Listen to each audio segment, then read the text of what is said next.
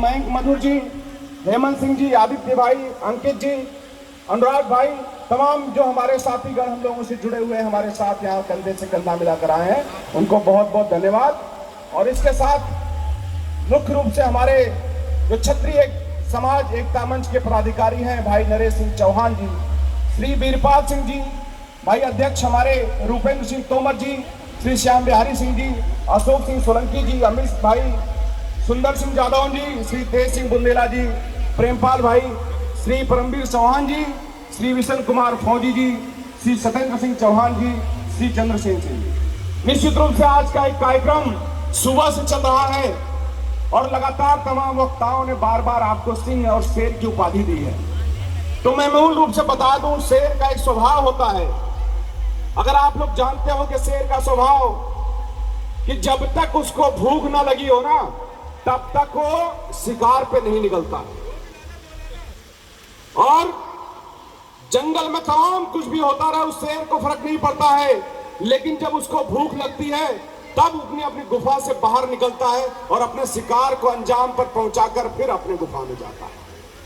तो आज के कार्यक्रम से मुझे लग रहा है कि दिल्ली में लग रहा है कि शेर जाग गए हैं, इनको अपना एहसास हो गया है, और जो भूख समाज में जागनी चाहिए वो भूख मुझे दिखाई दे रही है। वो भूख की वजह से हम लोग इस सड़कों पर हैं, और समाज का जब तक किसी समाज का जब तक पतन अंतिम दौर पर न जाए तब तक वो समाज जागृत भी नहीं होता। ये भी विडंबना हम लोग। ये धरती जिस पे हम लोग कार्यक्रम कर रहे हैं वो अनंतपाल तोमर जी की धरती है, उनकी बसाई हुई दिल्ली है ये। अनंतपाल तोमर जी को अगर दिल्ली की सड़कों पर अगर खोजना पड़े तो हम लोगों को दूरबीन लगा के खोजना पड़ेगा, लेकिन अनंतपाल तोमर जी नहीं मिलेंगे। इस दिल्ली की सत्ता पर सम्राट पृथ्वीराज चौहान जी के परिवार के अवशेष पड़े हुए, रक्त रंजित उनके परिवार का लहू यहां की मिट्टी में सना हुआ है। लेकिन जब मुख्यमंत्री बनने की बात आती है तो कभी साहब सिंह वर्मा जी का नाम आता है, कभी शीला दीक्षित जी का आता है, और कभी केजरीवाल जी का आ जाता है, कभी गुप्ता जी का आ जाता है, कभी मुझे किसी से कोई आपत्ति नहीं है। लेकिन हमारा समाज राजनीतिक रूप से इतना कब पीछे हो गया कि हम अपना मुख्यमंत्री भी इस दिल्ली के लिए नहीं मांग पा रहे हैं। सोचिए, ये जो सड़कों पर आज आप लोग निकले हैं, मैं इस संगठन को बहुत बहुत साधुवाद देता हूं कि इन्होंने इतना बड़ा कार्यक्रम आयोजित किया। 3-4 किलोमीटर तक सड़कें भर गई, और दिल्ली में जहां पर इसकी अनुमति नहीं दी जाती है आप लोगों ने तलवारें निकाल कर यहां पर प्रदर्शन किया। फिर तलवारों की बात पे मैं आ जाऊंगा कि आज आप लोगों ने यहीं पर हम लोगों से शस्त्र पूजन भी करवाया। हिंदुस्तान नहीं, ब्रह्मांड की कोई भी कौम शस्त्रों की पूजा नहीं करती है। शस्त्रों की पूजा अगर कोई करता है सिर्फ क्षत्रिय समाज करता है, क्योंकि शस्त्रों के महत्व को हमने समझा है।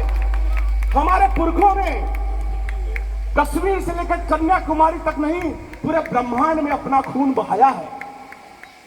अभी कुछ दिन पहले संसद में मक्कार एक सांसद ने हमारे शिरोमणि परम योद्धा राणा सांगा के बारे में कहा। क्षत्रिय समाज डोला और अपनी एकता दिखाई, लेकिन उस राणा सांगा के पीछे के इतिहास को आपको समझना पड़ेगा कि जब राणा सांगा का युद्ध हो रहा था, राणा सांगा जब बाबर से मैदान में आमने सामने थे तो पहले दौर में दोनों के पास तलवारें थी। राणा सांगा के पास भी तलवार थी और बाबर के पास भी तलवार थी। दोनों में युद्ध हुआ और बाबर को मैदान छोड़कर भागना पड़ा दोबारा। जब बाबर मैदान छोड़कर भागा तो उसने एक काम किया जो हम लोगों ने नहीं किया। जब भाग के गया तो उसने शस्त्र की महत्व को समझा। उसने कहा कि ये राजपूत कौन है, इनसे तलवारों में आमने सामने लड़ना बहुत मुश्किल है। अगली बार जब बाबर आया तो पहली बार हिंदुस्तान की धरती पर तोपों का आगाज हुआ। पहली बार हिंदुस्तान की धरती पर तोपें गरजी, और विडंबना थी कि हम तोपों के सामने तलवार से लड़े। उन तोपों के मुंह में हमारे राजपूत योद्धाओं ने अपने आप को डाल दिया। चिथड़े चिथड़े हो गए, सन गई। वो तोप की जो नरी होती थी सन जाती थी, जिससे हमारे पूर्वजों के रक्त से, उनके मांस से हम लोग के पास क्या था? कि आपका जज्बा था कमी